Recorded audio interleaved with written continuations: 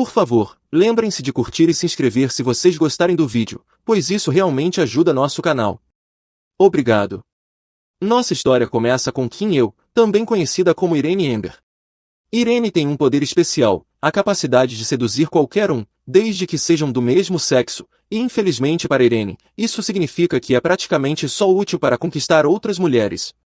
O romance favorito de Irene desde pequena é um romance de fantasia chamado As Flores que Florescem em um Ramo Seco. O livro em si é um pouco mágico, por algum motivo, qualquer pessoa que lê a primeira página não consegue dormir direito até terminar o último capítulo. Fala sobre uma história empolgante.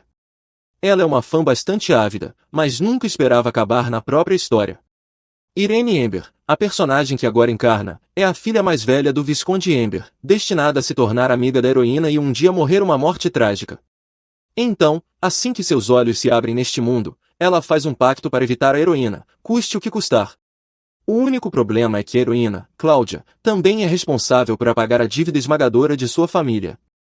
Então ela acaba se dedicando completamente a Cláudia, esperando encontrar um marido para ela e, portanto, evitar o acidente que supostamente levará à sua própria morte. Mas Cláudia está tornando isso muito difícil. Lembra do que eu disse antes sobre a habilidade de Irene de seduzir mulheres? Sim, isso era para valer. A heroína está tão satisfeita com a companhia de Irene que não tem interesse em se casar. Isso não é uma boa notícia, já que basicamente a está condenando a uma morte precoce. Também não é uma boa notícia para o príncipe herdeiro, que está tão encantado com Cláudia que ameaça quebrar o pescoço de Irene para tirá-la do caminho. Sim, esse cara não tem absolutamente nenhum limite.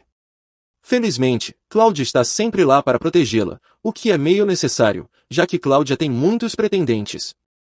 Basicamente, todos os tipos de interesse amoroso estão apaixonados por ela, e todos eles são muito intensos. É uma boa coisa que ela tenha seu irmão mais velho para afastá-los. Ele e Irene são os únicos que realmente se importam com o que ela quer. É por isso que ela só quer Irene pelo resto de sua vida.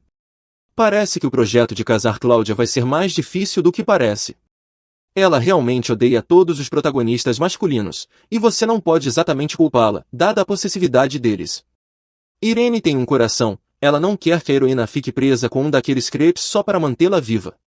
Então ela cede e concorda em ser a melhor amiga de Cláudia pelo resto da vida. Bem, Irene, foi bom te conhecer. Félix, o único e verdadeiro irmão de Cláudia, é o filho mais velho da família Chamberlain e o vice-ministro mais jovem da magia. Ele é basicamente um gênio, super talentoso, incrivelmente poderoso e bem respeitado por sua personalidade. Mas como todo irmão mais velho, ele tem um pouco de complexo de irmã, o que talvez seja por isso que ele aparece na manhã no quintal de Irene. No original, Félix é meio que um personagem sacrificado. Os três protagonistas masculinos ficam obcecados por Cláudia e vão a extremos para conquistá-la. Eles usam relíquias demoníacas com poderes perigosos, que Félix tem que absorver para impedi-los de acabar com o mundo. Claro, esse poder foi demais até para ele e ele acaba totalmente possuído. Ele acaba matando toda a família Chamberlain, exceto Cláudia, o que leva à sua morte pelas mãos dos três protagonistas, que conseguem resgatá-la. Caramba, não percebi que essa história ia ficar tão sombria. Pobre Félix não merece isso. Irene também pensa assim, e é por isso que ela disse a Félix para começar secretamente a aumentar sua resistência mágica. Dessa forma, se o enredo original for seguido, ele pode ter uma chance de sobreviver, apesar de quão rude tal pedido possa parecer sem contexto. Félix concordou e vem trabalhando nisso desde então. Ele faz um comentário estranho sobre ela dormir muito profundamente e então sobre a criada dela ser recrutada. Não faço ideia do que ele está falando, mas de repente Félix anuncia que Irene foi envenenada e morrerá dentro de meio-dia. Parece que os protagonistas masculinos já estão trabalhando. Isso foi rápido.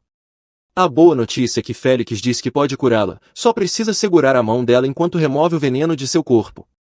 Félix explica como Cláudia tem sido desejada desde muito jovem. Ele se acostumou a lutar contra os pretendentes dela e todos os seus planos nefastos, já que ela faz sua irmã tão feliz. Ele quer que ela seja melhor protegida, então pede muito educadamente permissão para sequestrá-la. Uau, essas pessoas são todas um pouco loucas. Estou menos preocupado com o acidente predestinado dela do que com todos esses maníacos obcecados por ela.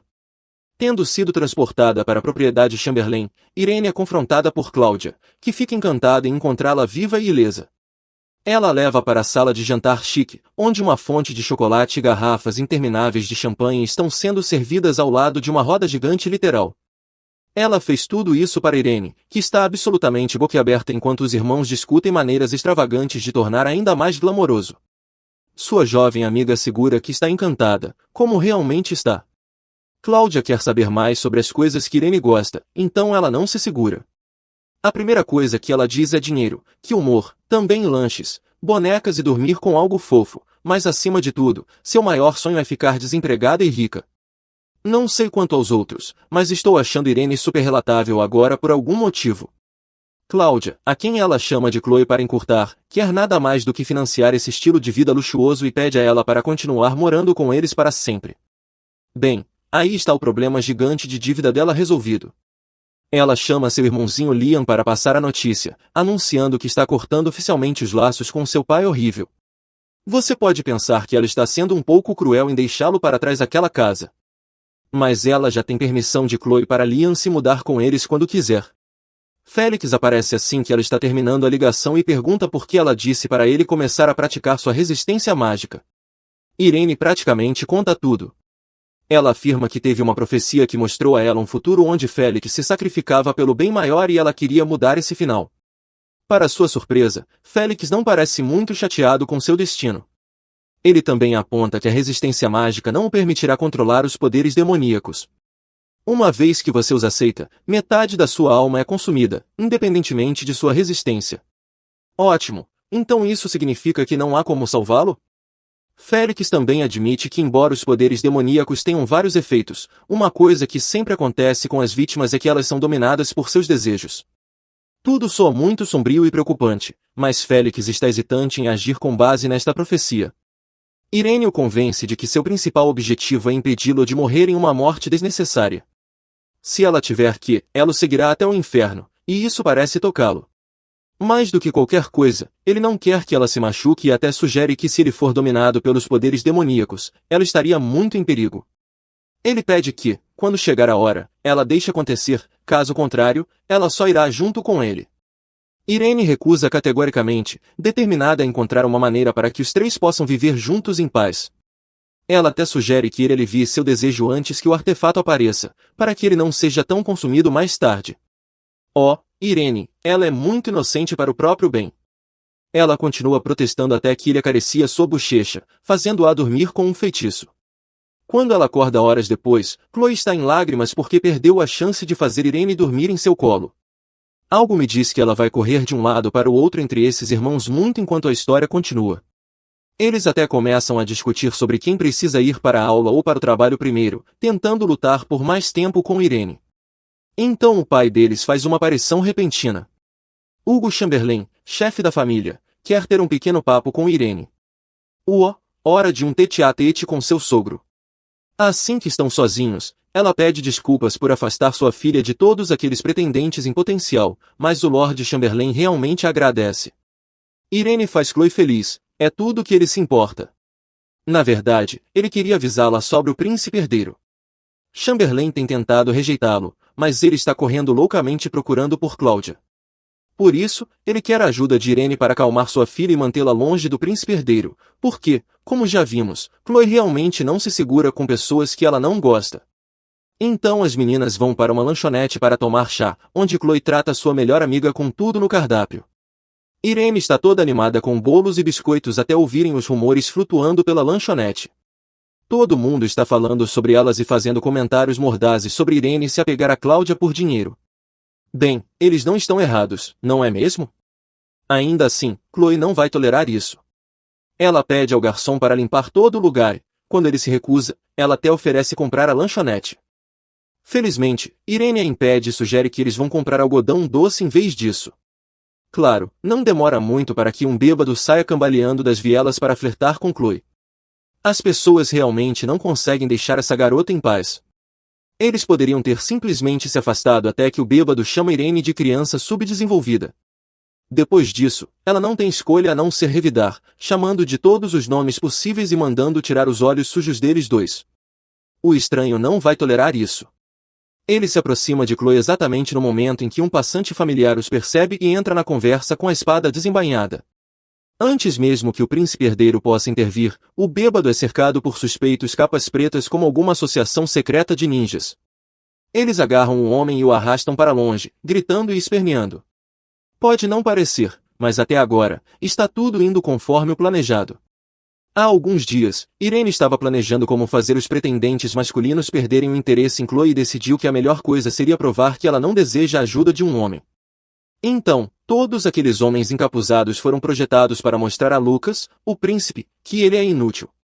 Não há necessidade de um príncipe encantado nesta história, a protagonista feminina dá conta sozinha.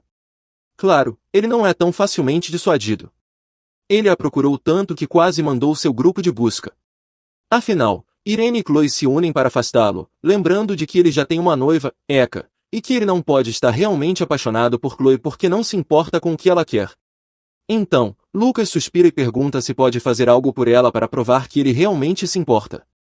Chloe pisca os olhos e diz que nada a faria mais feliz do que se ele nunca mais a procurasse. Bem, acho que isso não é exatamente o que o pai dela tinha em mente quando pediu a Irene que mantivesse Chloe longe e acalmasse o príncipe. As garotas saem rindo, deixando Lucas mais furioso do que nunca. Mas logo haverá outra oportunidade para ele cortejar Chloe, porque haverá um baile imperial em breve. Irene está apenas planejando a melhor maneira de afastar Lucas da foto até lá, quando recebe uma ligação de seu irmão mais novo, Liam. Aparentemente, sua família acabou de receber um convite para o baile imperial pela primeira vez. De jeito nenhum. Aposta que Lucas o convidou de propósito para afastá-la de Cláudia. Afinal, não será um reencontro feliz entre pai e filha depois que ela fugiu de casa. Naquela noite, Irene tenta sair sorrateiramente, mas é pega por Félix. Ela admite que está tentando encontrar uma senhora muito secreta, então ele a deixa seguir sozinha. Ele lhe entrega uma pequena joia para proteção. Se algo perigoso acontecer, ela só precisa quebrá-la, e ela será salva, não importa a situação. Irene está a caminho de encontrar um membro de um grupo de investigação secreto conhecido como Selênio. Uma senhora muito linda está esperando por ela em um bar, uma mulher chamada Martina, com quem ela já é muito próxima depois de vender muitas informações do livro antes de conhecer Cláudia. Agora ela precisa da ajuda de Martina para evitar a morte de solteira. Ela admite que não pode oferecer muito, mas revela que o Duque Glenberg, um dos pretendentes masculinos, veio vê-la recentemente. Sim, isso é definitivamente obra do príncipe herdeiro. Acontece que Martina era na verdade uma das muitas vilãs no romance, principalmente porque ela se apaixonou pelo Duque Lamberg, cujo nome é Benjamin, e estava disposta a fazer praticamente qualquer coisa que ele pedisse. Por isso, Irene fez um grande esforço para encontrá-la cedo, antes que ela pudesse conhecer Benjamin e entregar todas as suas informações para ele. Ela sabia que Martina teve uma infância horrível, cheia de pobreza e solidão, então ela se aproximou dela apenas ouvindo e sendo empática, e como todos nós sabemos, todas as mulheres eventualmente ficam obcecadas por Irene, então não foi muito difícil colocá-la do lado delas. Agora, como são melhores amigas, Martina revela felizmente que Benjamin estava atrás de informações pessoais de Irene, como seus hobbies e interesses, o que não parece muito maligno. Mas Martina tem certeza de que ele tem um plano, ela só não consegue descobrir qual é. Mas, pelo menos, ter Martina vai ajudar um pouco. Depois de sua reunião secreta, Irene e Chloe vão juntas comprar vestidos, o que acaba demorando porque Chloe acha que todos ficam bonitos nela, enquanto Irene está quase desmaiando depois de experimentar o 41º vestido. Félix aparece com seu sorriso charmoso e decide ajudá-las a escolher um vestido, oferecendo um bem bonito e pêssego para o julgamento de Chloe. Eles pedem conselho à gerente da loja, assim que mencionam um bônus, ela concorda que tudo fica bem em Irene. Bem, isso não foi muito sutil. No dia do baile, os irmãos Chamberlain estão vestidos com um radiante ouro branco que combina perfeitamente com seus cabelos brancos, e ambos oferecem a mão a Irene, encorajando sua obsessão favorita a sair da carruagem em um delicado vestido verde sálvia. Quer dizer, é muito bonito, mas não sei se vale a pena passar por centenas de vestidos. No momento em que eles saem em direção ao Palácio Imperial, rumores começam a se espalhar entre os outros convidados. Félix segura sua mão e diz para ela não dar atenção a eles, enquanto Chloe diz para ela não dar a satisfação de vê-la triste. Fácil para eles dizerem, eles não são os acusados de roubar uma garota rica e parasitar a família dela. Lucas fez de tudo para tornar a vida dela mais difícil durante o baile, incluindo colocar Irene em um prédio diferente dos irmãos Chamberlain, mas eles se prepararam para isso trazendo um artefato que mostra a localização de Félix e Chloe o tempo todo. Uma batida na porta anuncia um jovem muito atraente e muito galante que se apresenta como Araz Amur. Agora, não quero diminuir a autoestima de Irene, mas alguém mais acha que esse cara pode ter sido plantado por Lucas para distraí-la? Sério, no momento em que ela sai, ele começa a recitar um soneto sobre se apaixonar por ela à primeira vista. Irene também está convencida, ela dá duas desculpas bem contundentes, uma sendo que ela é ultra-religiosa e não tem interesse em amantes, e duas que ela é pobre, o que tecnicamente é verdade. Por algum motivo, Arasa não se intimida e fica no caminho dela, ele pega na mão dela, deixando-a extremamente desconfortável enquanto implora para dar a ele uma chance. Ele não desiste e está apertando com muita força para alguém que diz estar apaixonado por ela. Então, Irene não tem escolha a não ser chutá-lo nas partes baixas. Isso aí, garota! Ela sai correndo o mais rápido que pode, mas mal percorreu algum caminho antes de esbarrar em Félix. Ele estava procurando por ela? Ele ajuda a se levantar e começa a curar sua mão imediatamente, notando claramente uma vermelhidão em torno de seu pulso. Está bem claro que ele viu tudo acontecer e a tranquiliza, dizendo que um chute na virilha foi o mínimo que ela deveria ter feito.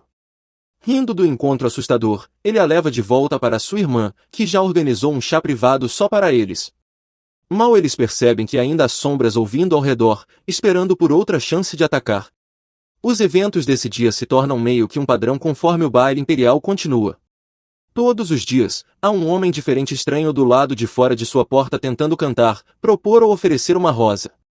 Parece que Lucas é mais persistente do que pensávamos.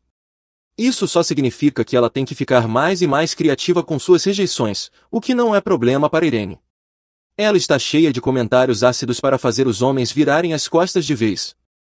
E no final desses encontros desconfortáveis, um dos irmãos Chamberlain está sempre lá com um sorriso ou um buquê de flores.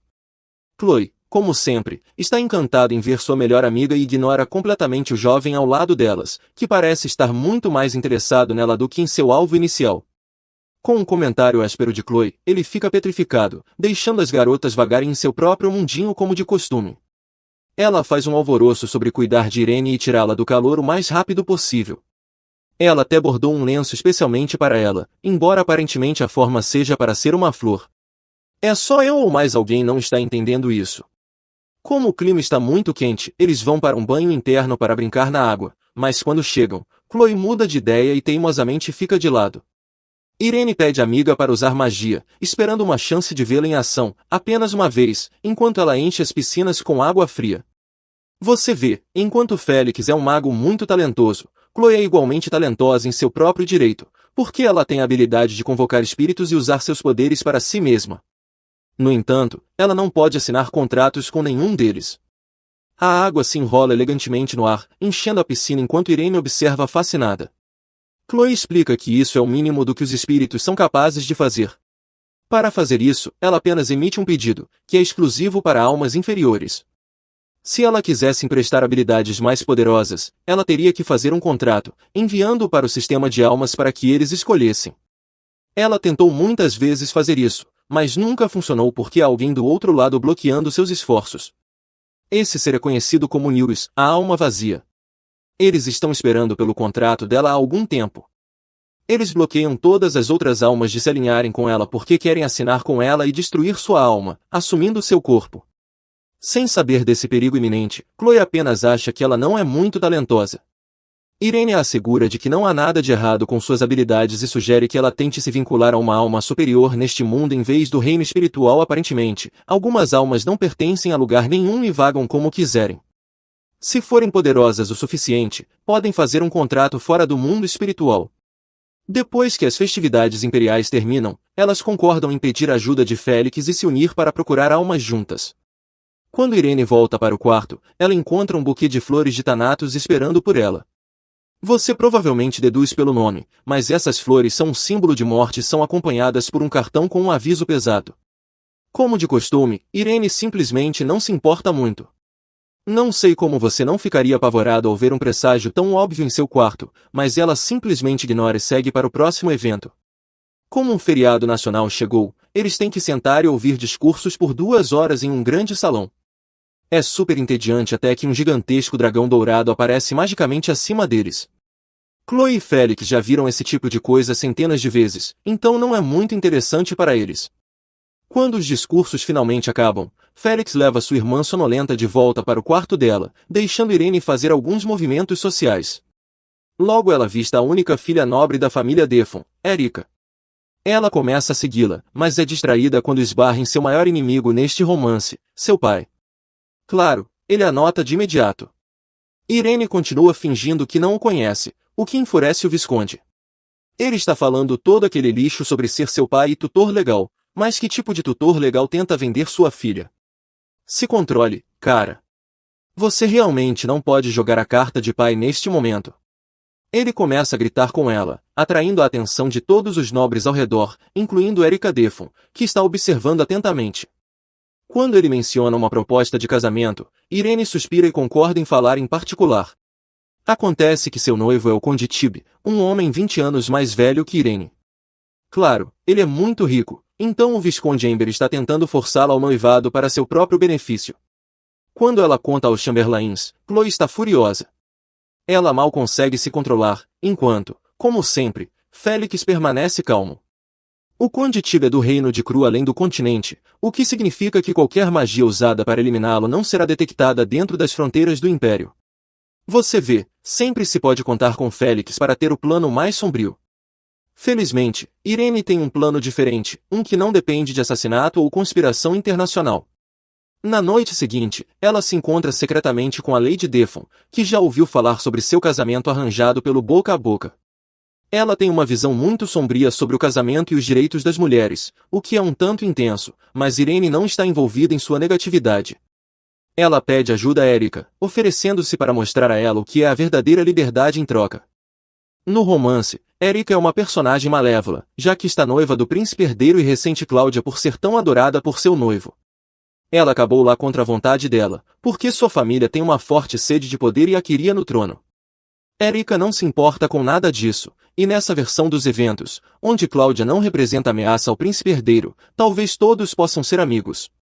No dia seguinte, em uma reunião dos conselheiros do príncipe herdeiro, o pai de Erika diz a Lucas que Irene está noiva do Conde Tib de Croix, já que estão tentando estabelecer melhores relações com esse reino. Ele sugere que escolham uma garota de uma família melhor ou com melhor aparência para ser sua noiva. Ai, isso dói. Irene é bonita, obrigado, mas tudo isso serve para tirá-la do casamento. Se o duque deu manifestar sua desaprovação, coloca pressão sobre o príncipe para agir. Mas Lucas sabe que alguém deve ter interferido para envolver o duque, e seu primeiro suspeito é Benjamin, o duque Lindbergh, a quem ele agarra pelo colarinho e praticamente joga pelo quarto. Mas ele convence o príncipe de que estão do mesmo lado. Por que ele tentaria interferir em um casamento que funciona a seu favor? Ele também ajuda Lucas a ver que, se o duque está envolvido, deve ter vindo de Erika, sua noiva, já que ambos estão trabalhando contra um inimigo comum, Irene. Benjamin sugere seu próprio plano para contra-atacar enquanto aqueles que estão construindo seus esquemas vilanescos. Irene está explicando seu próprio plano com Erika para Chloe porque não contou a ela o que estava fazendo. Chloe parece não se importar, mas não gosta de ouvir que Irene tem outras amigas mulheres. Então vira uma competição sobre qual irmão Chamberlain ela gosta mais, enquanto seu pobre pai tem que ouvir o festival de amor delas. Ele diz para elas pararem de obcecar por Irene e se apressarem, pois o banquete está prestes a começar. No segundo dia, elas chegam à sala de jantar e Erika aparece, pedindo para Irene sentar com ela, uma ideia sobre a qual Chloe tem opiniões muito fortes. E, será que essa será a trama daqui para frente, mulheres lutando por Irene em vez de homens brigando por Chloe? No final, Irene se envolveu na briga delas e desmaiou por sufocamento. Depois disso, não houve mais confrontos e o baile imperial chegou ao fim sem mais contratempos. Mas isso não significa que os garotos desistiram.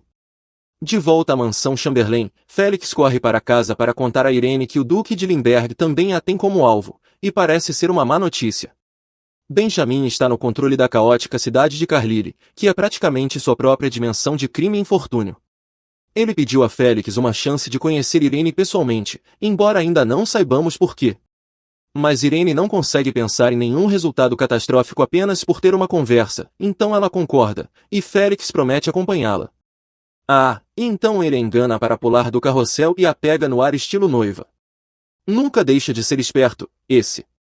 Assim que a tem nos braços, Félix vai mais além e pede um beijo. Boa tentativa, colega. Acho que Irene sequer franzisse os lábios. Chloe teleportaria subitamente para o quarto com seus sentidos bestiais aguçados, mas esse não é um momento para brincadeiras. Eles vão se encontrar com o Duque Lemberg, um homem que provavelmente foi responsável por uma tentativa de assassinato em Félix no passado. Reunindo toda a sua coragem, Irene entra e encontra Benjamin de pé em uma nuvem de fumaça. Félix usa magia para impedi-la de inalar e limpa o restante do quarto antes que o Duque possa acender novamente. Eles sentam para conversar e o assunto logo se volta para Chloe. Irene pede a ele para desistir de sua perseguição. O melhor gesto seria apenas ser sincero e confessar seus sentimentos em vez de lidar com táticas desonestas, mas o Duque parece não se importar com o conselho dela. Estou me perguntando por que ele queria se encontrar com Irene em primeiro lugar, já que está evitando todas as suas perguntas e agindo de forma tão teimosa. Ele admite que não tem muita intenção de conquistar o coração de Cláudia, seu objetivo principal é possuir o corpo dela, sabendo que um dia sua mente seguirá. Espera aí, ele está falando em aprisioná-la diretamente? Sim, esse cara é exatamente tão mau quanto parece. Félix adverte Benjamin que ninguém ficaria parado se ele tentasse sequestrar Chloe, muito menos a própria garota. Ela não será uma presa fácil como ele espera. Com as ameaças de ambos pairando no ar, Félix se levanta e anuncia a partida deles, mas antes de irem, Benjamin decide brincar com Irene, fazendo piadas sobre o quanto ela mudou nos últimos anos, sugerindo até que ela se tornou uma pessoa totalmente diferente, o que é meio sinistro. Será que ele poderia saber a verdade? Como um aviso, Félix dispara um feixe de sua magia na cadeira, a poucos centímetros da cabeça de Benjamin, advertindo o Duque de que ele voltará, mas isso não impede Benjamin de se aproximar mais de Irene. Ele tem a capacidade de ver os desejos mais profundos das pessoas através de seus olhos. Em Félix, ele vê engano e ambição, e em Irene, ele vê um desejo muito forte por dinheiro. Essa é nossa garota. Ela nunca tira os olhos da bolsa. Benjamin tenta tentá-la com uma vida inteira de riqueza, mais do que os Chamberlains poderiam oferecer, mas Irene o corta. Ela pode ser uma garimpeira de ouro, mas não vai trair sua melhor amiga. No caminho para casa, Irene fica surpresa ao ver que Félix não parece zangado. Ela não o defendeu exatamente quando o Duque o chamou de enganador e dissimulado, mas ele realmente não se importa, o que me faz pensar se parte disso era verdade. Sou só eu ou esse sorriso parece um pouco falso para alguém? De qualquer forma, alguns dias depois, Cláudia e Félix retornam da viagem de compras mais cara do mundo.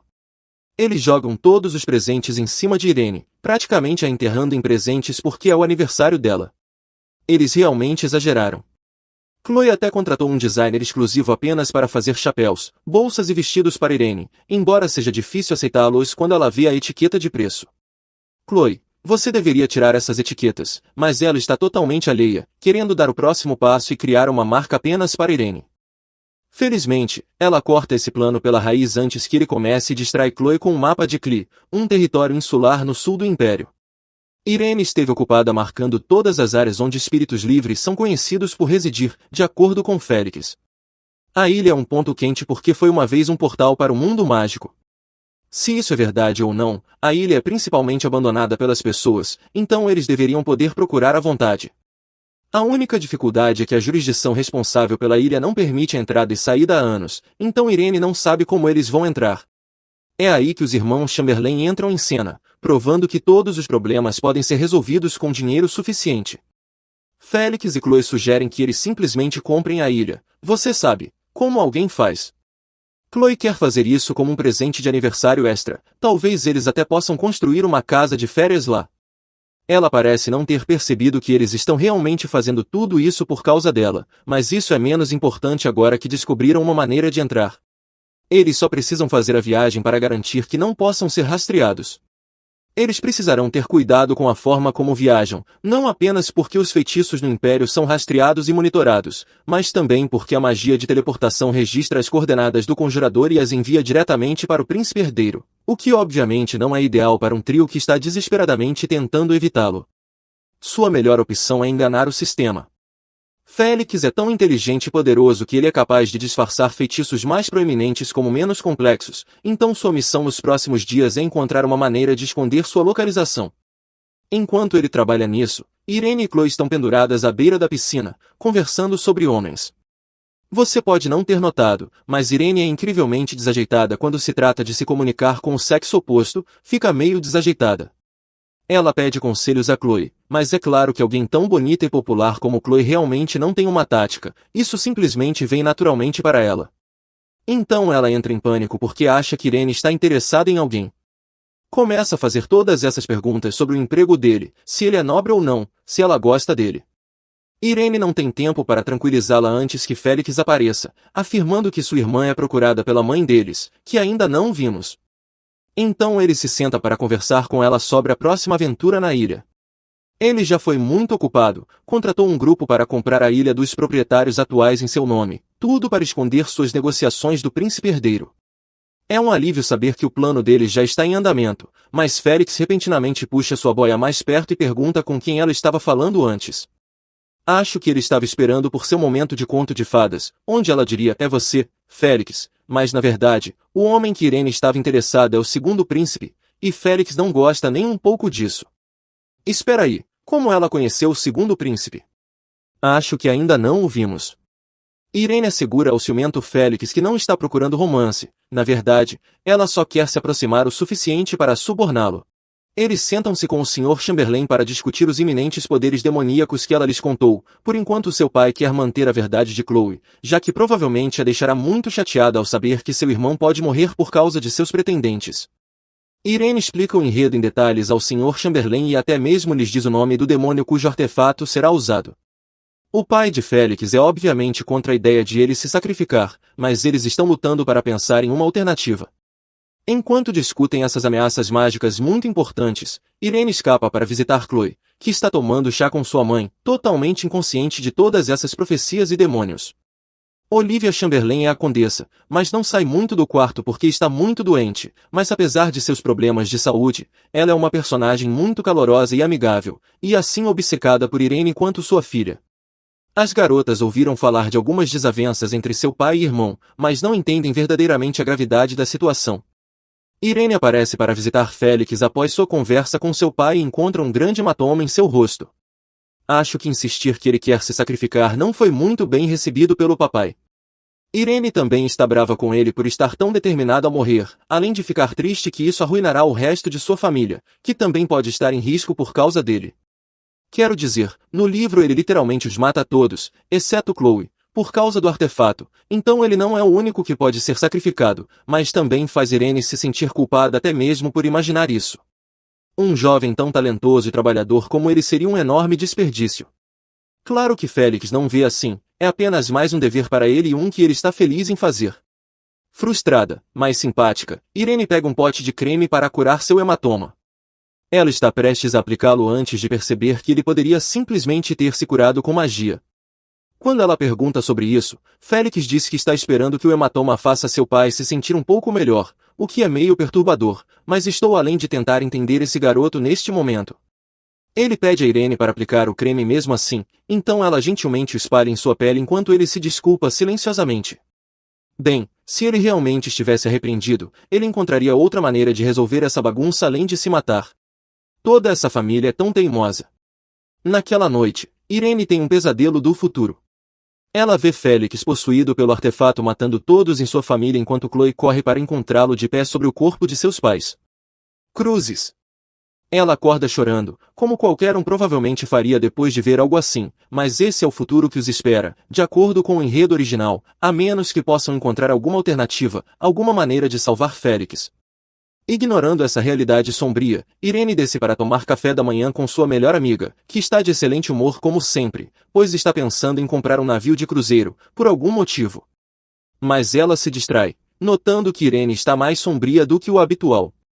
Olhando para o rosto dela, Irene não consegue mais guardar o segredo, mesmo que o Sr. Chamberlain tenha expressamente proibido. Parece que ela está prestes a contar a verdade para Chloe, mas não sabemos como ela reagiu. Porque a próxima coisa que vemos é Félix recebendo uma carta, não conseguimos dizer de quem é ou o que diz, mas claramente isso significa a confrontação final entre ele e os protagonistas masculinos. Irene parece preocupada, mas não o impede. A próxima coisa que sabemos é que Félix está na cidade de Carlyle, na casa do Duque Lamberg, e ele está no chão, ensanguentado e machucado. Espera, o que diabos aconteceu? Os protagonistas masculinos já conseguiram o artefato? Ele estava tentando impedi-los? Seja o que for que aconteceu, está claro que Félix não saiu vitorioso.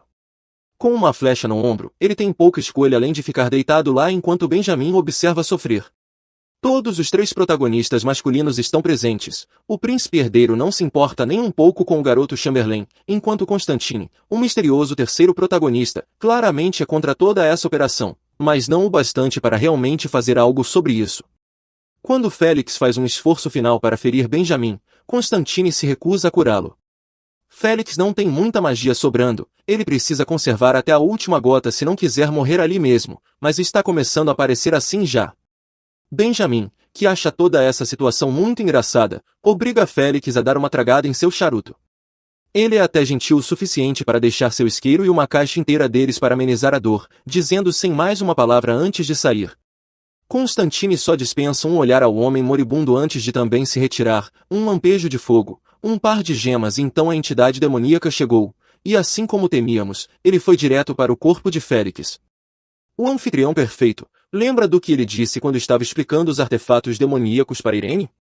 Os demônios forçam a pessoa possuída a agir de acordo com seus desejos mais profundos, então não é surpresa que o primeiro lugar para onde ele vá seja o quarto dela, onde uma Irene sonolenta acorda para encontrar Félix de pé sobre ela, ensanguentado e homicida. Ok, eu não faço ideia do que está acontecendo. Será que pulamos alguns capítulos? O que aconteceu com o plano da ilha? Pessoal, achei que íamos comprar um navio de cruzeiro. Félix é um demônio agora? Como eles perderam a batalha tão rapidamente? Antes de fazer o impensável, Félix de repente para, com a mão estendida em direção a Irene na cama, e então ele simplesmente a afaga na cabeça, suavemente, como sempre faz. Espera, o quê? Irene de repente percebe todas as manchas de sangue em suas roupas e entra em pânico, tentando limpá-las. Enquanto isso, o demônio na cabeça de Félix está dizendo para ele apenas se render e deixar a luxúria tomar conta, mas de alguma forma ele resiste. Na verdade, ele apenas manda esse demônio com séculos de idade calar a boca, como um chefe. Acontece que, enquanto ele estava deitado no chão da mansão de Lamberg, lentamente sangrando, o demônio, cujo artefato ele estava perfurado, fez-lhe uma oferta, metade de seu corpo e alma por poder infinito. Mas Félix simplesmente o ignorou. Ele é tão poderoso que na verdade conseguiu fazer o demônio negociar, chegando a apenas um quarto de seu corpo e alma. Quem diabos é esse cara? Finalmente, Félix responde ao demônio, cujo nome é Laras. Laras lhe conta sobre a magia gravada naquela flecha e como sua mente estava sendo apagada lentamente enquanto ele sangrava. Não faço ideia de como ele conseguiu resistir, mas agora Laras está dentro e pode ver tudo o que ele pensa. Ele até sabe por que Félix está lutando tão arduamente para resistir ao demônio. Na verdade, não é pela família dele ou por Irene, mas por uma criança pequena de cabelos loiros. Só vemos uma foto do menino. Nem Laras sabe muito sobre ele, mas sabe que ele é a motivação de Félix e que seja lá o que aconteceu no passado da criança, Félix apagou sua memória. Ok, todos nós sabíamos que tinha algo errado com Félix, mas eu não fazia ideia de que ele conseguia resistir a tanto poder assim. O que isso significa para o restante da trama? Ele consegue se livrar da maior parte da influência do demônio, mas enfrentar Laras é uma batalha e uma vitória, assim como luxúria e amor. É quando Félix está tentando superar esses sentimentos que ele terá mais dificuldade, o que provavelmente é um tormento ter Irene sentada ali em seu hobby enquanto ela o cura. Ele se senta ao lado dela na cama, segurando seu ombro para mantê-la afastada. Ele explica que está perigoso em seu estado atual e pede a ela que saia do quarto, mas Irene não está entendendo o recado, como sempre. Em vez disso, ela pega na mão dele e diz que não se importa o quanto ele mudou. Como disse semanas atrás, ela o abraçará até o inferno, se for preciso. Oh, melhor amiga, eu não acho que você entenda o quanto está torturando esse pobre rapaz agora. Félix retira a mão bruscamente e pede a ela que volte a dormir, meio que um grande pedido, considerando que ele acabou de chegar em casa no meio da noite coberto de sangue. Mas ok. Enquanto Irene sai toda abatida, o demônio Laras lhe dá uma espécie de elogio sarcástico por conseguir resistir à sua tentação. Ele parece impressionado com Félix, mas não o bastante para deixá-lo dormir até tarde. Assim que o amanhecer chega, ele já está tentando convencer Félix a agir com Irene. Ele começa a falar sobre como demônio, ele tem milhares de anos de experiência e técnicas para passar adiante. Primeiro de tudo, Ugg. Mas mesmo com um demônio em sua cabeça, Félix não fará nada sem o consentimento de Irene. Infelizmente, quanto mais tempo ele resistir à influência de Laras, mais controle ele terá sobre seu corpo. Eventualmente, eles se tornarão um só, se ele não encontrar uma maneira de suprimir isso antes. Por enquanto, no entanto, a presença do demônio lhe proporciona habilidades de cura sobre-humanas e o dobro do poder de um homem normal. Ele sai para encontrar Irene, que está dormindo perto de sua porta a noite toda. Ela fica surpresa ao ver Félix parecendo tão, digamos, saudável. Esse demônio definitivamente adicionou alguns músculos aqui e ali. Ele tem a chance de demonstrar suas novas habilidades quando ela escorrega e ele a pega num piscar de olhos. No entanto, sua força sobre-humana também deixa hematomas em seu pulso. Lembrando do perigo que representa, Félix mantém distância e pede a ela que tenha cautela com ele, senão um dia ele pode causar danos reais, apesar de parecer aterrorizante. Irene está alegre como sempre e diz que ficará bem, não importa o que aconteça. Sim, não tenho tanta certeza disso, amiga. Sou totalmente a favor do otimismo, mas estamos falando de um demônio literal. Ele diz tanto, admitindo que mesmo agora está lutando para se controlar. Então, de repente, ele cai de joelhos. Irene nota um filete de sangue escorrendo de sua boca e pergunta se ele está bem. Obviamente, ele não está, mas Félix insiste que é apenas seu corpo reagindo ao artefato. Então, como se nada tivesse acontecido, ele se levanta e volta para seu quarto. Ele sai um momento depois com uma espada de prata, dizendo a ela para esfaqueá-lo com ela se ele algum dia fizer algo horrível. Irene a pega, parecendo um pouco nervosa, quando ele imediatamente sugere que eles vão ver o resto de sua família. Enquanto caminham pelo corredor, o demônio está provocando Félix sobre como Irene deve gostar dele de volta e como ele é um bebê por não ter feito uma jogada até agora. Em certo ponto, ele fica irritado e grita de volta com ele em voz alta. Irene fica chocada, mas ele rapidamente explica que não estava falando com ela. Eles continuam andando enquanto ela aponta que ao fingir sua morte, Félix ganhou algum tempo para planejar contra os 3 líderes masculinos, então isso é um lado positivo. O lado negativo é que ele não pode mais usar magia, pois toda vez que ele acessa sua mana, o demônio tentará intervir e tirar outra parte de sua alma. É apenas porque Félix tem uma quantidade anormalmente grande de Mon que ele conseguiu sobreviver à possessão demoníaca em primeiro lugar, então, desde que ele não use mais magia, ele não morrerá, embora algo me diga que isso se tornará um problema sério mais tarde. Assim que chegam à sala principal, Cláudia corre até seu irmão e o esbofeteia com força no rosto. Tenso e emocional, Chloe o parabeniza por convencer o mundo inteiro de que estava morto. Ela está furiosa, não com ele, mas com a situação e como ela não pode fazer nada para ajudar. E no meio dessa reunião familiar muito tensa, Irene sugere que eles vão de férias para aquela ilha. Hora e lugar, Irene, hora e lugar. Eles realizam o funeral logo depois, onde Irene tenta preparar Cláudia para fingir luto. É importante que eles façam um bom show, especialmente porque os líderes masculinos estarão presentes, e como sabemos, um deles é muito, muito observador. Ela não consegue fingir tristeza, então eles se contentam com raiva. No momento certo, o príncipe herdeiro e seu comparsa aparecem. Eles estão cheios de condolências falsas e estão agindo tão estupidamente quanto normal. Você nunca saberia que eles quase mataram um garoto inocente pela forma como estão brincando. Irene está chocada, mas Cláudia está furiosa.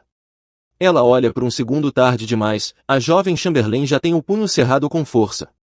No próximo momento, ela deu um soco em Lucas, o príncipe herdeiro, bem no rosto. Ela realmente está dando um show hoje, por algum motivo Lucas parece encantado. Ele está feliz que ela esteja realmente prestando atenção nele, mesmo que seja sendo uma vagabunda assassina. Ela anuncia que sabe exatamente quem matou seu irmão e jura nunca perdoá-lo. Lucas apenas sorri e diz: para ter cuidado, elas sabem quem eles vão mirar a seguir, agora que pensam que Félix está fora do jogo, mesmo estando literalmente em seu funeral. Os garotos não conseguem deixar de despejar insultos sobre Félix e até ameaçar Irene ali mesmo, em público. Benjamin, que parece enxergar através de todos, diz que a única coisa que Félix nunca conseguiu esconder foi sua luxúria por Irene. Até agora, nossa heroína nunca considerou que ele pudesse desejá-la, apesar dos muitos, muitos sinais, e mesmo agora, em vez de pensar que ele poderia ter dito a verdade, Irene assume que Benjamin está apenas tentando difamar o nome de um homem morto. As meninas se recusam a ficar ali e ouvir mais bobagens, então vão para seus lugares. No momento em que se viram, Benjamin se ajoelha diante do caixão para inspecionar o corpo, porque aparentemente cuspir no nome de Félix não foi suficiente. Logo, o próprio funeral começa. A catedral está cheia de enlutados vestidos de preto, todos soluçando pela perda de um jovem mago tão talentoso, enquanto choram. Enquanto eles choram, Irene mais uma vez está em uma missão para encontrar um personagem importante do livro, o Segundo Príncipe. Ele meio que se parece com uma versão emo de Lucas, mas Cedric não é muito parecido com seu irmão além da arrogância, isso ele definitivamente tem. Quem mais além do irmão do príncipe herdeiro teria coragem de assumir que ela está tentando dar em cima dele durante um funeral? Irene educadamente ignora sua suposição e faz alguns comentários passageiros sobre Félix e que pena perdê-lo tão jovem. Cedric diz a ela que ela não precisa rodear o assunto, ele diria sim de qualquer maneira a coisa que ela tanto deseja. Eka, pare com isso. Você literalmente está fora da igreja. Cedric vai ainda mais longe ao dizer que gosta dos lábios dela e quer experimentar mordê-los. Cara, se controle, ela não está aqui para ficar com você, na verdade, ela está aqui para fazer uma oferta a ele. Tendo lido o livro, Irene conhece o potencial de Cedric e sabe que ele está desperdiçando isso. Ela precisa de sua ajuda, então oferece a ele algo significativo para fazer com sua vida. Ela lhe entrega um pequeno bilhete marrom e diz para ele pensar cuidadosamente antes de tomar uma decisão. Você vê, o Segundo Príncipe foi um pouco mais do que um personagem secundário no livro original. Seu único grande momento é quando ele liberta a Cláudia, que está aprisionada por Lucas. Juntos, eles escapam do reino apenas para serem encontrados pelo príncipe herdeiro, que então arranca o coração de seu próprio irmão bem na frente de sua amante. O que isso diz a Irene é que Cedric pode ser ousado e agir como um verdadeiro herói, ele só precisa de um empurrão na direção certa. Quando Irene volta para o serviço, ela é confrontada pelo Duque de Fon, que foi solicitado por Erika para conversar com ela. Parece que, em troca do favor com o Conde Tib, Irene está tentando convencer seu pai a dar liberdade a Erika Moore, especialmente na escolha de seu parceiro de vida. Afinal, quem gostaria de ficar preso ao príncipe herdeiro a vida toda, especialmente quando ele passa todo o tempo correndo atrás de Cláudia? Como todos os pais bravos, o Duque diz não e basicamente diz a Irene que falar com ela é uma perda de tempo. Então, isso foi bem. Cláudia então corre até Irene com um sorriso enorme no rosto, dizendo que estava procurando por Irene há séculos, o que é fofo e tudo mais, mas talvez não. No falso funeral do seu irmão nem tão morto, pelo menos tentem parecer tristes, pessoal. Após o serviço, eles voltam para casa para começar a fazer as malas para a viagem, embora para Chloe pareça mais uma viagem de férias. Irene está levando as coisas um pouco mais a sério, embalando ferramentas de autodefesa e poções, já que um de seus membros deveria estar morto e os outros dois não podem se dar ao luxo de serem reconhecidos nesta ilha. Eles terão que trocar constantemente de disfarces para manter suas atividades em sigilo. Na próxima noite, Irene vai para uma das mansões secretas que a família Chamberlain possui. Todo mundo tem várias mansões secretas em seu quintal, certo? É aqui que eles estão mantendo Félix. Irene veio visitar e até trouxe um pequeno presente para ele. Como estava empacotando tantas poções, ela tentou fazer algumas por conta própria e acabou criando uma pequena frota de poções de mudança de aparência. Félix, um mestre mago ele próprio, cheira e experimenta uma. Ele imediatamente pergunta quem as fez, então Irene tem que admitir que foi ela mesma. Ele é muito gentil e diz que são boas para uma primeira tentativa, mas ninguém deveria tomá-las, pois terão sérios efeitos colaterais se o fizerem. Bem, pelo menos agora sabemos que ela não terá uma carreira em alquimia, mas Félix está impressionado com o esforço que ela fez, especialmente sem ninguém para ajudá-la. Ele se oferece para ensiná-la, já que está tentando se manter ocupado para ignorar o demônio maligno dentro de sua cabeça. Falando nisso, alguém mais notou essa camisa? Esses botões estão se segurando com unhas e dentes. Quando ele vai dormir naquela noite, ele luta para descansar, já que seu corpo teve que se recuperar de ferimentos muito graves. Ele está fatigado e agora parece que pode ter pegado uma febre, e isso lhe proporciona algumas alucinações agradáveis para lhe fazer companhia, incluindo uma de Irene sentada em seu colo. Ele estende a mão para tocá-la, perguntando como uma ilusão pode parecer tão real. Mas não é. É Laras tentando tomar mais de sua mente e força de vontade. Ele diz à falsa Irene para desaparecer, mas então ela coloca a mão no peito dele e chama seu nome, sorrindo docemente. Coitado, isso deve ser tortura. Félix a joga para fora de seu colo, prendendo a ilusão embaixo dele. Ele ameaça se esfaquear com a espada sagrada e matá-los ambos, mas Laras o provoca, tentando fazê-lo admitir o quanto ele deseja Irene. Justo quando parece que ele vai explodir, Félix acorda e percebe que foi tudo um sonho febril. Mas ao lado de sua cama, diligentemente enxugando seu suor, está a verdadeira Irene. É doce que ela queira cuidar dele, mas este realmente não é o momento para ficar por perto de um homem ligado a um demônio. Félix pergunta se ela tem espada e puxa sua roupa maluca, lembrando-a de seu aviso. Seus lábios estão a apenas centímetros de distância, mas Irene de alguma forma pensa que ele está tentando verificar sua temperatura. Meu Deus, garota, do nada Félix pergunta se ela ficaria triste se ele morresse. Irene diz obviamente sim e que ele não deveria se atrever a pensar nessas coisas depois do que passou. Então, acho que isso descarta o plano da espada sagrada. Na manhã seguinte, Félix está de pé entregando a Irene um monte de documentos mágicos que ele estudou desde criança. Ele mesmo a ensinaria, mas parece ser uma má ideia que os dois fiquem sozinhos juntos mais do que o necessário, especialmente depois de ontem à noite. Alguns dias depois, Félix está de volta à saúde plena e então os três finalmente partem em sua jornada a bordo de um trem mágico. Chloe vai tirar uma soneca, deixando os apaixonados sozinhos. Félix tenta sair, mas Irene pensa que ele está evitando-a novamente e puxa sua manga, pedindo para ele ficar. Dê um tempo ao pobre rapaz. Pela primeira vez, ela parece estar considerando o fato de que Félix pode, na verdade, ter uma pequena queda por ela. Depois do que Benjamin disse no funeral, ela tem tentado imaginar se odiaria beijar Félix e descobrir que talvez não seja totalmente contra a ideia. Mas isso não importa agora, já que ele está determinado a não perder o controle e se recusa a ficar no mesmo vagão que ela, embora ela saiba do que ele está resistindo. Irene se levanta e o impede do lado de fora da porta, já que se acostumou a tê-lo por perto. Ela diz que ele deve assumir responsabilidade. Irene, amiga, não tenho certeza se você entende o que é ter um demônio na cabeça. Este rapaz está literalmente nas trincheiras. Ela segura a mão dele, forçando-o a afagar sua cabeça como costumava fazer. De repente, Félix soca a parede acima dela e pede que ela pare. Isso não é prova suficiente de que você não deve provocar este homem? Irene pergunta diretamente a ele se o desejo que ele está lutando é violento.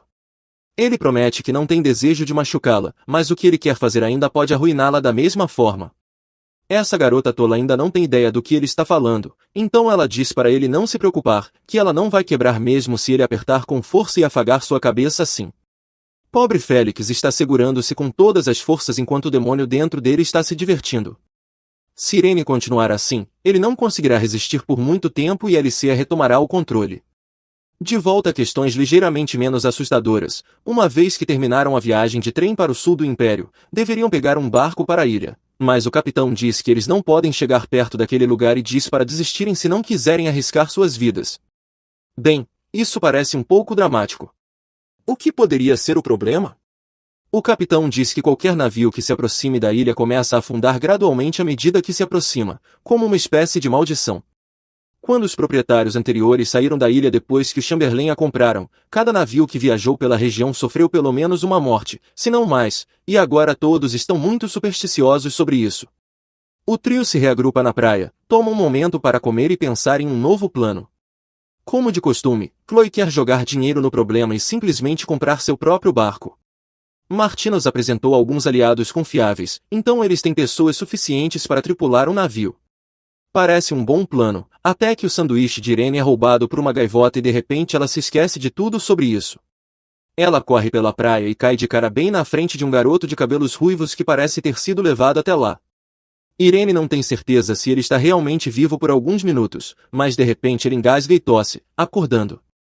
Acontece que esses dois se encontraram antes. Esse rapaz é Anthony, um dos membros de sua tripulação original que deveria estar viajando para a ilha antes deles. Acho que ele foi um dos poucos que conseguiu escapar. Ele parece bastante fraco por quase ter se afogado, então Félix o pega e o carrega pela praia. Eles perguntam sobre os outros membros da tripulação, mas Anthony é muito críptico. Ele acha que estão vivos, mas não dá mais informações do que isso. Ótimo, agora eles têm duas missões, resgatar a tripulação que misteriosamente desapareceu e também de alguma forma chegar à ilha amaldiçoada e demoníaca da qual as pessoas não podem se aproximar. Parece fácil, certo? Anthony conta a história de como o último navio afundou. Na época, parecia que o clima estava a favor deles e que estavam fazendo bom progresso. Então, um vento estranho começou e sua bússola começou a girar loucamente. Isso é uma maldição, com certeza. Depois disso, tudo virou de cabeça para baixo e, na próxima coisa que ele soube, estava na praia da ilha. Ele não se lembra de como foi parar na água, o que é um pouco suspeito. É quase como se ele estivesse possuído. Ele só se lembra de ver pessoas loucas e lutar para sobreviver na natureza selvagem. Depois de alguns dias, ele voltou para o mar, esperando, contra toda esperança, que pudesse acabar em algum lugar um pouco menos apocalíptico. Com base em suas informações, Félix parece preocupado.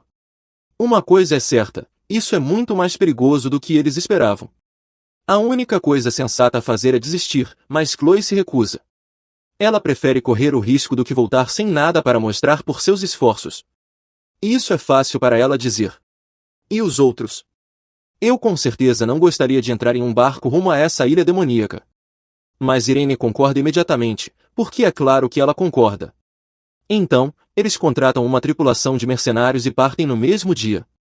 Quando estão perto o suficiente da ilha, podem avistar alguns prédios antigos com uma bandeira representando as antigas crenças de uma comunidade antiga. Em algum momento, devem ter passado por um limite com os espíritos, porque Irene é repentinamente atingida por uma dor aguda. Félix está lá instantaneamente, segurando-a como em um baile por um total de 2 segundos antes de perceber o que está fazendo. Os mercenários mágicos a bordo são praticamente destemidos quando sentem a presença de energia espiritual. Um deles se oferece para teleportar até a ilha e relatar o que encontra, mas a ilha existe em sua própria dimensão, então a teletransportação é impossível. O arqueiro se oferece para tirar uma flecha, mas ela se despedaça em uma barreira invisível e então tudo vira de cabeça para baixo, como avisaram. No segundo seguinte, Chloe está de pé na borda do navio e, antes que Irene possa dizer alguma coisa, ela pula, mergulhando no mar abaixo. Na próxima vez que Irene abre os olhos, está deitada em cima de algo firme e sólido. Não é terra seca, é Félix e seus abdominais tão fortes. Ah, consigo imaginar acordar para isso. Enfim, Félix ainda está desacordado, mas mesmo inconsciente, seu aperto é como ferro. Ela não consegue se mexer um centímetro, então gentilmente o acorda cutucando o rosto dele. Ele fica todo fofo quando está sonolento, o que deveria ser impossível para alguém do tamanho dele. Ela pergunta o que aconteceu e, a princípio, ele assume que deve estar sonhando. Por que mais Irene estaria envolta em seus braços em uma ilha deserta? Então ele volta a si e põe alguma distância entre eles. Ele também não tem muitas lembranças, mas provavelmente a segurou antes de desmaiar para evitar que ela se machucasse. Eles se levantam e olham ao redor, descobrindo nenhum sinal de vida em qualquer lugar próximo. Parece que a ilha tem seu próprio clima separado do mundo exterior que eles descobriram. Eles estão olhando para o prédio antigo quando, de repente, 2 crianças vestidas com túnicas saem correndo da floresta. Félix reconhece suas roupas como pertencentes a uma civilização que existiu há quase 4.000 anos. De jeito nenhum eles viajaram no tempo. Em vez de ficarem preocupados com os estranhos em sua costa, as crianças recebem os forasteiros e oferecem-lhes pão, vinho e roupas. Eles parecem perfeitamente inocentes a princípio, mas então Irene tenta vestir as roupas e eles exigem que ela coma primeiro. Bem, isso é incrivelmente assustador. Félix concorda com isso, agradecendo-os por sua hospitalidade e oferecendo-lhes comida da cesta. As crianças parecem desconcertadas. Claramente, isso não é como as coisas costumam ser, mas ele insiste e elas pegam o pão e começam a comer. Aparentemente, eles trouxeram a cesta de boas-vindas porque alguém chamado Aipia aprecia a presença de forasteiros na ilha. Aipia não é ninguém menos que o espírito da vida, o que é meio confuso, considerando que Félix sabe que essas crianças estão realmente mortas. Algum tipo de ilusão está sendo lançada por alguém que quer se apegar ao passado por qualquer motivo, enquanto ele e Irene passeiam pelas margens da ilha. Chloe está em algum reino dimensional escuro. É isso que acontece quando você pula no mar. Onde diabos ela está? A voz do Duque Lamberg atravessa a escuridão, zombando de Irene por sempre depender dos outros para ajuda. Espera, como ele chegou aqui? O que está acontecendo? Ele diz a ela que Félix se foi deste mundo e a culpa por matar todas as pessoas que ela ama. Então o príncipe coroado aparece e a chama de fraca e patética, dizendo-lhe para simplesmente se render. Não tenho certeza exatamente do que eles querem que ela faça, mas de jeito nenhum Chloe aceitaria suas mãos em qualquer situação. Ela promete se tornar mais forte para que não precise contar com mais ninguém. As ilusões do duque e do príncipe desaparecem, substituídas por outra voz que é ainda mais cruel que as outras duas. Enquanto ela está resistindo, vozes dizendo-lhe todo tipo de coisas horríveis, Félix e Irene trocaram de roupa e estão explorando a floresta. Irene quase perde a cabeça quando vê este recém-nascido deus andando em sua toga. Sério, ele parece um deus. Ele conseguiu contrabandear um pouco de comida do mundo real, então eles dão uma mordida antes de continuar sua busca pelo espírito da vida. Finalmente, eles chegam ao prédio em forma de templo onde um pequeno grupo de pessoas está rindo e dançando ao som da música. Uma das mulheres sai para cumprimentá-los, dando as boas-vindas ao casal ao castelo de Alos com um copo de vinho na mão. Félix não se preocupa com formalidades, ele pergunta imediatamente se podem conhecer seu senhor, chamando a atenção para eles. Um dos homens comenta que eles devem admitir que ela foi de alguma forma adulterada. Recuperando-se da franqueza de Félix, Irene faz sua melhor impressão de uma hippie devota e Félix segue seu exemplo.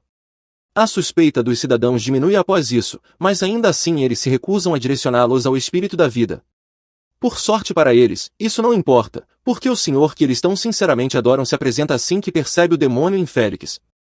Ele está furioso e começa a chamá-lo de todos os tipos de nomes. Aparentemente, ele desceu porque conseguia sentir o cheiro dele de longe, o que, rude. Ele então oferece-se para matar Félix oficialmente, tornando esta a introdução mais agressiva da história. Ele certamente odeia demônios, mas ele não parece meio humano para um espírito? Félix confessa que também odeia o demônio, mas isso não significa que ele não vai se defender. Invocando sua magia, ele desafia essa criatura aipia para um duelo tão feroz que o primeiro golpe demole metade do castelo. Então, voltamos para Chloe, que ainda está sendo torturada emocionalmente em algum canto do universo em que está presa. Ela está fazendo o máximo para se libertar, mesmo enquanto as vozes a ensinam a apenas sentar e esperar alguém salvá-la, como sempre faz. Ainda assim, ela não desistirá. Nossa Chloe é feita de algo mais forte que isso. Ela convoca os poucos espíritos que conhece, pedindo apoio neste lugar sombrio. Não parece que eles irão respondê-la, mas então as sombras se levantam, revelando uma espécie de masmorra coberta de vegetação. Mas ela não está sozinha. Uma mulher bonita, com cabelos azuis profundos como o céu noturno, caminha na direção dela, alegando ter ouvido seus gritos de ajuda. Seja quem for essa mulher, ela é quem a colocou naquela ilusão, esperando que ela provasse algo para si mesma.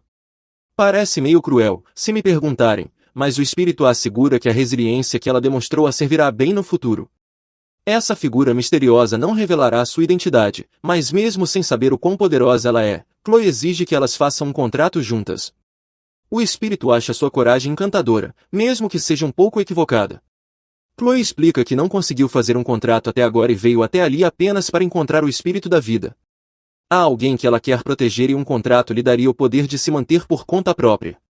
Ela fará praticamente qualquer coisa para se tornar independente. O espírito diz que fazer um contrato significaria efetivamente se tornar sua companheira, então é meio que um grande negócio.